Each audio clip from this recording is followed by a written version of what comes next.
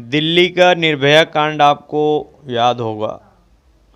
पूरे देश में उस समय रैली भी हुआ था, लेकिन कांग्रेस ने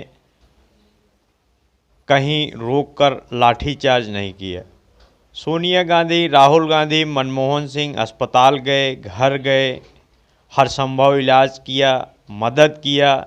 दिल्ली से लेकर देश भर में धरना प्रदर्शन हुआ, लेकिन कहीं भी लाठीचार्ज नहीं हुआ।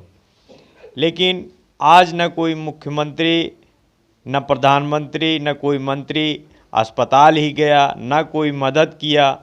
उल्टा लोगों को मदद करने से रोक रहे हैं और लाठीचार्ज कर दे रहे हैं। ये हालात देखकर उत्तर कोरिया का तानाशाह किम जोंग भी डर गया होगा। हाथरस कांड में मृतका के परिजनों का नहीं, बल्कि उन अपराधियों का नार्को टेस्ट होना चाहिए जिन्होंने इस कांड को अंजाम दिया, जिससे ये सच उजागर हो कि उन्होंने किसके महाआदेश पर ऐसा घिनौना कार्य किया है। असली गुनाहगार कितनी भी परतें ओढ़ ले, लेकिन एक दिन सच सामने आएगा और आज की सत्ता का राज जाएगा। जब सारी पटकथा लिखी जा चुकी है और एक बार फिर से आरोपियों के पक्ष में सवर्ण परिषद के लोग उतर आए हैं, तो ये सब देखते हुए पीड़िता को न्याय मिलना बहुत बड़ी बात है। उत्तर प्रदेश में अब विपक्षी दलों को अपने चुनावी घोषणा पत्र में एक और वादा करना चाहिए कि 2022 में सरकार आने पर उन्नाव, हाथरस जैसे जिलों में हुई घटनाएं और अत्याचार के जिम्मेदार डीएम, एसपी एवं सभी पुलिसकर्मियों की भूमिका की जांच होगी और दोष सिद्ध होने पर उनके ऊपर अपराधियों की तरह मुकदमे चलाए जाएंगे। दुर्भाग्यपूर्ण है कि प्रदेश के मुखिया लगातार झूठ बोल रहे हैं। जहां कड़ी कार्रवाई करने का ट्वीट करते हैं, वहीं मनीषा को आधी रात में धार्मिक मान्यता के विपरीत मिट्टी का तेल और पेट्रोल लगाकर जला देते हैं।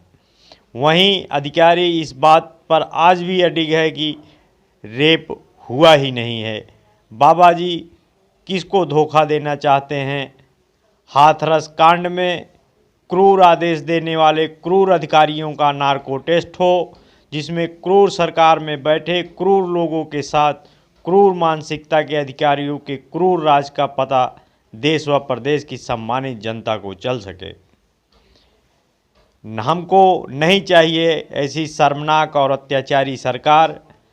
जिस दिन रेप हुआ उसी दिन सभी राजनीतिक पार्टियां जग गई होती तो शायद उस बेटी की जान बच जाती, लेकिन दुर्भाग्य इस देश की राजनीति की, ये उस बेटी की मौत की प्रतीक्षा करते हैं और इनसे बड़ा गिद्ध और कौन हो सकता है।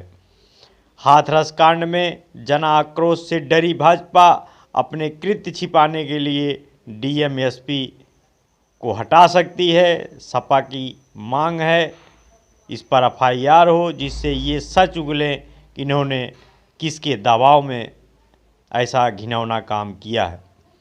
भाजपा की नीतियों ने उत्तर प्रदेश में डीएम, एसपी की कुछ नई गैंग को जन्म दिया है। पहले महोबा व अब हाथरस जिसके गवाह हैं।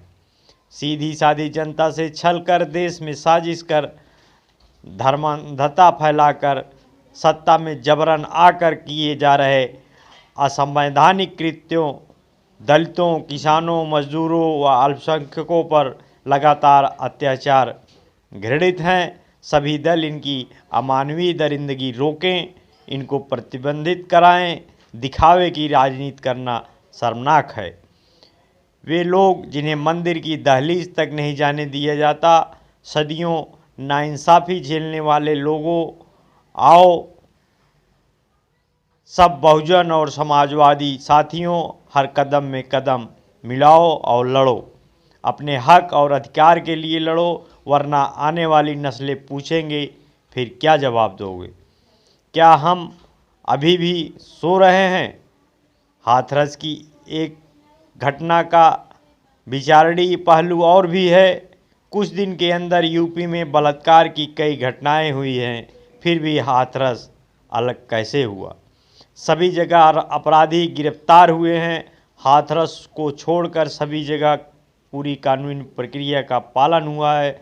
सबूत इकट्ठे किए जा रहे हैं।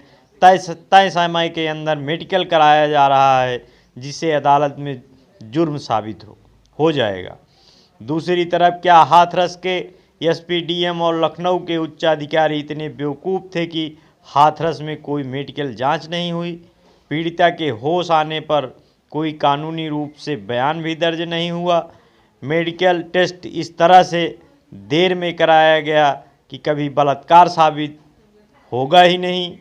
आनन फानन में बॉडी को जला दिया गया, यानी कि चरणबद्ध तरीके से सारे सबूत नष्ट कर दिए गए। बलात्कार का कोई चश्मदीद गवाह नहीं है। निश्चित रूप से ये सब प्रशासन की भूल नहीं, एक नियोजित तरीके से अपराधियों को बचाने की कोशिश की जा रही है। ऐसा क्यों? क्योंकि योगी या भाजपा पूरी तरह जातिवादी है। किसी ठाकुर को दलित युवती के बलात्कार में सजा हो, ये कैसे बर्दाश्त होता? इसलिए योगी के निर्देश पर ही ये सब किया जा रहा है और योगी ने अपना काम कर दिया। कहीं भी आज तक बलात्कार के आरोपियों के पक्ष में कोई संगठन खड़ा नहीं हुआ, परंतु हाथरस में ठाकुरों का संगठन पूरी तरह से बलात्कारियों के पक्ष में खड़ा हो गया। जिस तरह से ये संगठन कह रहे हैं कि बलात्कार नहीं हुआ है, सरकार भी उन्हीं के सुर में सुर मिला रही है और अब देखिएगा कि मीडिया भी इसी तरह उनके सुर में भी अपना सुर मिलाएगी। अब रही बात जांच की, ये सब लीपापोती होगी। जब मुख्यमंत्री के दिशा निर्देश में सब हो रहा है तो एसआईटी क्या उनसे पूछताछ कर सकेगी? सीबीआई पूरी तरह केंद्र के अधीन है। क्या केंद्र उन्हें योगी के विरुद्ध रिपोर्ट देगी? रही बात सुप्रीम कोर्ट के जज से कराने की, तो आजकल जज भी रिटायर होने के बाद मेंबर ऑफ पार्लियामेंट बनने लगे हैं। अब आप सोचिए कि आपको न्याय कैसे मिलेगा। पूरी तरह से हम सत्ता अपने शोषकों को ही सौंप दे रहे हैं। अभी भी चुप मत रहिए, कुछ बोलिए। किसी का वीडियो या लेख फॉरवर्ड करने से बेहतर है टूटी फूटी भाषा में ही सही अपना विचार व्यक्त कीजिए, नहीं तो ये सामंतवादी अत्याचार सहने के लिए आप तैयार रहिए। सभी बहुजन साथियों, समाजवादी साथियों को हुल जोहार। हमारे हिंदी यूट्यूब चैनल समाजवादी क्रांति को सब्सक्राइब करें, शेयर करें, कमेंट करें, लाइक करें। जय भीम, जय भारत, जय समाजवाद। धन्यवाद।